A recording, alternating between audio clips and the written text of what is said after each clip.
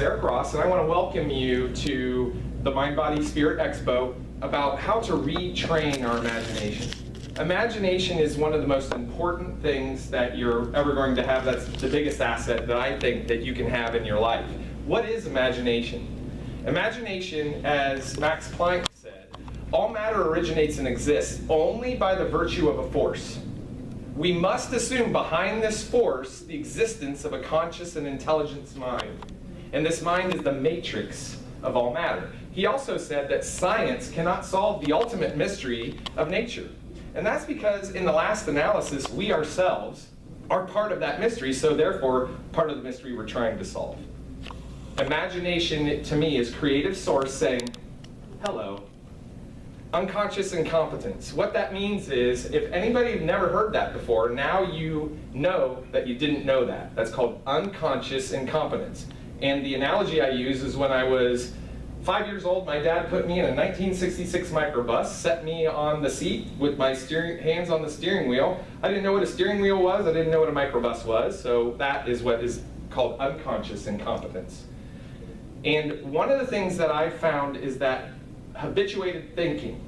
If we are people that are constantly thinking of things, anxious about the future, lamenting the past when all we have is right now, when we can exercise our imagination, habituated thought typically is a negative thing that allows us to not utilize our imagination to its fullest extent.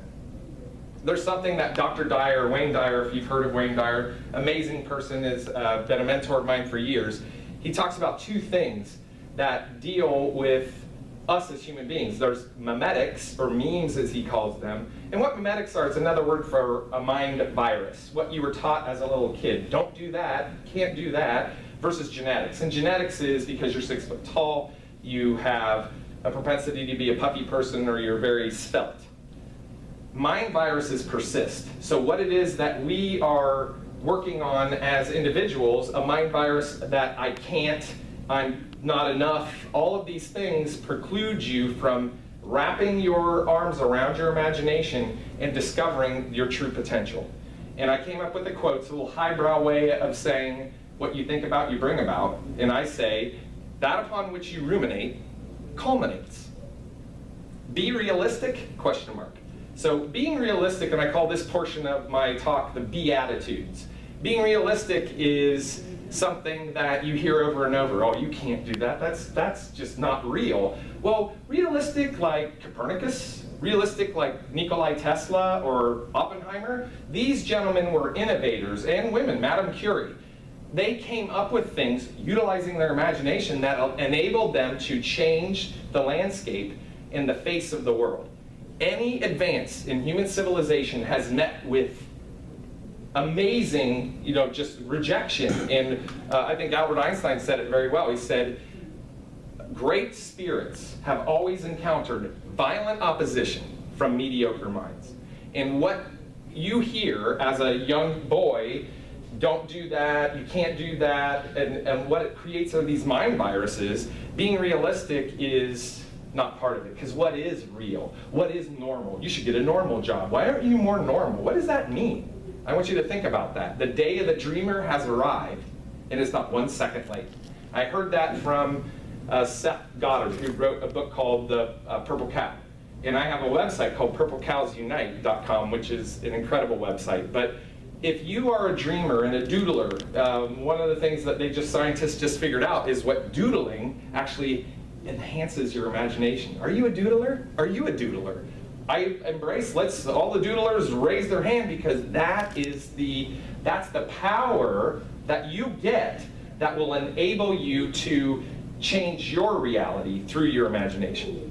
That which is now proven was once only imagined. This talk that I'm putting together right now existed only in my mind at one point. What Neville was talking about, that which is now proved, the iPad, this table, this chair, that GoPro video, the videos that are taking pictures of me now, only existed in someone's mind first. The second beatitude I want to talk about is be still. Be still means that still waters run deep. I don't know if you ever heard that before. What does that mean to you? Still waters run deep. That means that there's a more of an understanding, of a greater understanding of our purpose and our station in life. Have you met a narcissist? Do you know what a narcissist is? Narcissists think only of themselves to the discount of everyone else. Well, I flip that and understand that through meditation, through the power of meditation and understanding that taking time out of my day, every single day, just like I brush my teeth, I meditate, and it's super important. When one quiets the mind, one becomes. And being is born out of non-being, which means that it has nothing to do with you individually. What are you doing to make this life better? Unconscious meditation is a silent killer. People that say, oh, I don't meditate, yes you do. Because unconscious meditation is that person that goes over and over in their mind something that happened that they can't control, an individual, some person that harmed them or caused them problems. And I learned from a really good friend of mine, he said, I put those people or those situations in my gas tank. I don't put it in my trunk and carry it around with me. I want my imagination to be free and clear of negativity, because imagination can be used for evil, and imagination can be used for good. True? So imagination that's a neutral statement. The third beatitude is be faithful. Be faithful means that faith is required, and that when you have faith, putting your faith into action. And I've heard people say, well, I know that God will provide or source will provide, but they're not doing anything. That's not what they're talking about. You need to understand that three things are required for you to achieve anything in your life. Number one, you have the knowledge of your power, because you are a powerful being, whether you realize it or not. Number two is that I have the courage to dare. And number three, I have the faith to act. I learned that from Charles Haanel, and he said when you meditate on those three things to the discount of all other thoughts, worlds open up with each one of those. The knowledge of my power, the courage to dare, and the faith to act. The last, we have be vigilant. Vigilance is something that I have been blessed with. There's a book by Andy Andrews called The Noticer. And the noticer is someone that sees things that other people don't, because he's trained his mind through his memetics, which can be good or bad, but these mind tricks that he utilizes where he picks up people's name badges or he hears an accent and knows where that person is from. That's part of that imagination training. So Andy Andrews was someone that feasted on other people's words.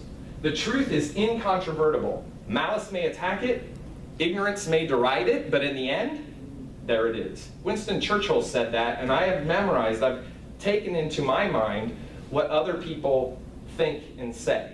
And the reason that I do that is because I understand that if I follow the path of someone that has been successful in the way that they relate to other people, in their business, it doesn't matter what it is. My dad taught me, find someone that has what you want, do what they do, and you'll get what they've got. And that is clearly part of your imagination, because you have to believe that you have something inside of you that is great.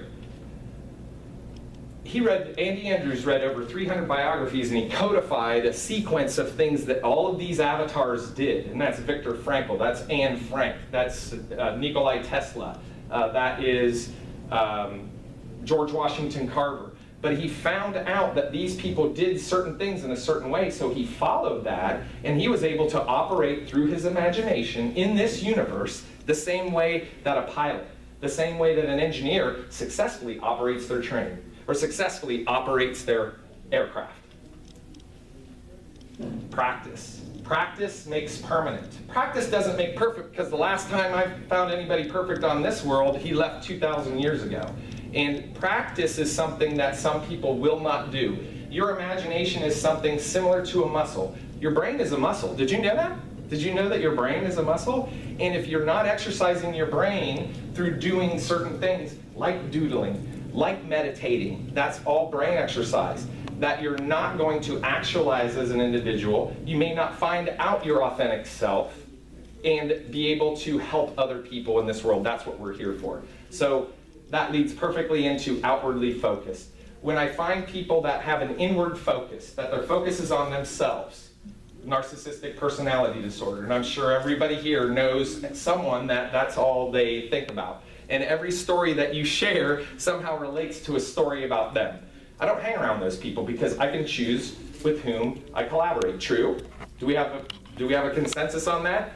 There's a book that everybody in my organization, and I work as a consultant for small business owners, helping them. The book is called The Go-Giver by Bob Burg. If you haven't read this book, The Go-Giver, I highly recommend that you do that. What Bob Burg talks about, that there are 5 laws that anybody, if they followed these laws towards success, stratospheric success, if they embraced all of them. And I'm going to talk about all 5 very quickly. The law of compensation. The law of compensation states that your compensation is directly related to how many people you serve and how well you serve them. So the compensation that you have based upon your imagination is precisely the design that you created. So whatever it is that you're experiencing in life, and that's driving a Bentley and having a 7-figure income, that was by your design. The law of authenticity. This is a good one. The most valuable gift that James Eric Ross has to offer anybody is James Eric Ross, is myself, my authentic self, not a posing mask or something that I'm doing to make someone else feel better. The law of influence. My influence is determined by how abundantly I place the needs of others ahead of my own, which again is counterintuitive, isn't it? The law of receptivity. The law of receptivity, and you know people like this. The key to being an effective giver is to be open to receiving. Do you know anyone that anytime you want to help them, they're like, oh, no, you don't, I'm good. That's wrong. Because how do you feel when you give to someone and you're putting something together? I have a godson named Jack. Every year I put together this really elaborate creative box out of my imagination. And as I'm putting it together, I think to myself, my God, Jack is going to absolutely love this.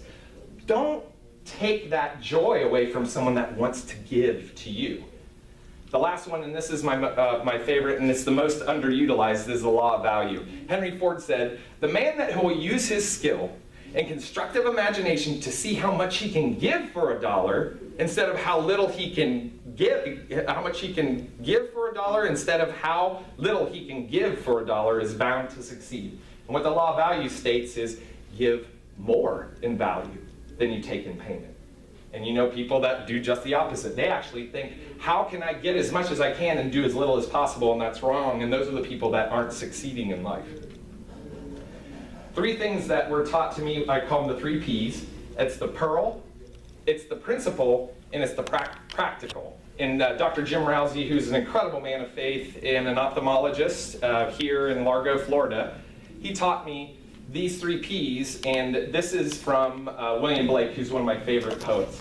William Blake said, the tree which moves some to tears of joy is in the eyes of others only a green thing that stands in the way. Some see nature all ridicule and deformity, and some scarce see nature at all. But to the eyes of the man of imagination, nature is imagination itself.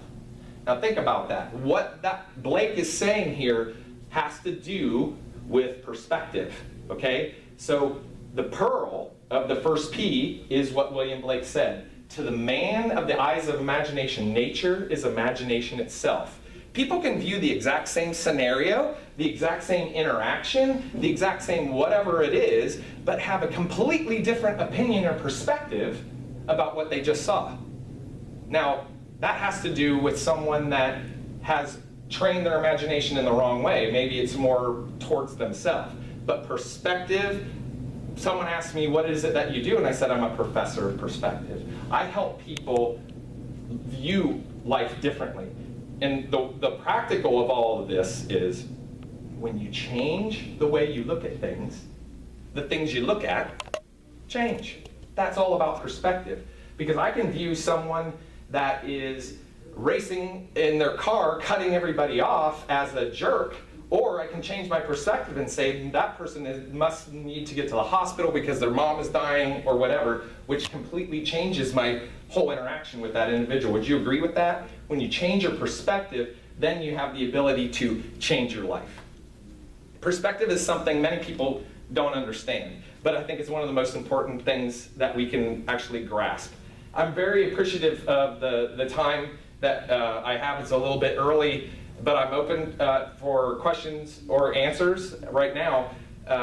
One of the things that I do, if you would like to see any of these different speeches that I give, because I am a motivational speaker, another thing that I do as far as my job is that I'm an alarm clock. I wake people up to their potentials because they're asleep. There's a slumbering giant within all of us. A lot of people are given that giant Ambien or alcohol or something to dumb it down and not be able to be their authentic self. Remember what I said, the law of authenticity? The most valuable gift that you have to offer is you. So are you offering that gift? Are you awakening that giant within? James Eric Ross, when you search that on YouTube, you're going to find video after video after video of all of these pearls, of all of these different things that we do. And I'm going to leave you with another idea, the Master Key System, which was written by Charles Haanel. It's not a book, it's written as a 26-week correspondence course. Here in Florida, we're going to start doing that. We're going to meet on a weekly basis, whether that's on the interweb or whether that's face-to-face or on the phone, and we're going to go through the exercises on how to calm your mind and how to be the best person that you can be. And one of the things that I do with practice that I'm going to leave you with is, out of the night that covers me, black as the pit from pole to pole, I thank Almighty God for my unconquerable soul. In the fell clutch of circumstance, I have not winced nor cried aloud. Under the bludgeonings of chance, my head is bloodied but unbowed. Beyond this place of wrath and tears looms but the horror of the shade, and yet the menace of the years finds and shall find me unafraid. It matters not how straight the gate, or how charged with punishments the scroll. I am the master of my fate, the captain of my soul. And that has to do with imagination. Thank you. That's one of my favorite poems. Wow, I got a little emotional there at the end. I know, I was saying it along with you. Yeah. I haven't heard it in years, but I remember it clearly. I changed one of the lines of it because it said, God created me, basically. He twisted it a little bit, but thank you for, I know there's not a lot of people here, but this is something that I feel very strongly about, and that I want to get the message out that you do have power within you, and that there's nothing that you can't achieve because you said so. I have two questions for you. You talked about doodling. Yeah. There's a new form of doodling called Zentangle. Have you heard of it? No, I'm sure John has, though. I haven't actually. No, Zentangle? Zentangle. If you go... I like that. Zentangle. Yeah, Zentangle. If you go to Amazon.com and just put in Zentangle, it'll bring up a dozen books. It's a form of doodling that's very creative, but it's more artistic than just a regular doodle, and it shows you, it teaches you how to doodle in a more creative way. And I'm interested in it because I am a craftsperson. I weave, I knit, I crochet, I quilt, I sew. I've done this stuff for years. Well, doodling, and we talked, you raised your hand. I've been a doodler my whole life, and I actually got in trouble for doodling, but I'm glad that I never listened, you know, because that is a way for us to expand our imagination. And if you're not expanding your imagination, it becomes stagnant, and we can't have a stagnant imagination. Do you think that that helps in creativity? There's no question about it. I mean, it is scientifically proven. I graduated from The Ohio State University in industrial psychology. I took a lot of psychology, a lot of philosophy, and I'm someone that has a photographic memory, and this is stuff that I have, you know, learned over the last 30 years, and now I'm able to go, hey, it all fit. I get it, how it all fits. But there's no question about it. When you're doing things that no one else is doing, and you're that innovator saying, hey, what about this? Don't listen to, you know, it was Nelson Mandela. Who are you not to be fabulous? Don't shrink back so that someone else will feel better about themselves. That doesn't help anybody. Certainly doesn't help you, which it increases your imagination. Did anybody else have any questions? Was that helpful? Yeah. Did you like that? Yes. From what you heard? Absolutely. What little I heard, yeah. You talk about imagination. You talk about Dr. Wayne Dyer. Love him. He calls them mental. What did you call them? Memetics. Memetics. A memetic is a mind virus, not to be confused with genetics. So when someone says, I've always been this way, I'm a morning person, that's a mimetic, because genetics have nothing to do whether you're an early riser or whether you're a night owl. There is no genetics in that. There's people that make those excuses, but a mimetic is another word for an excuse. I can't stand excuses.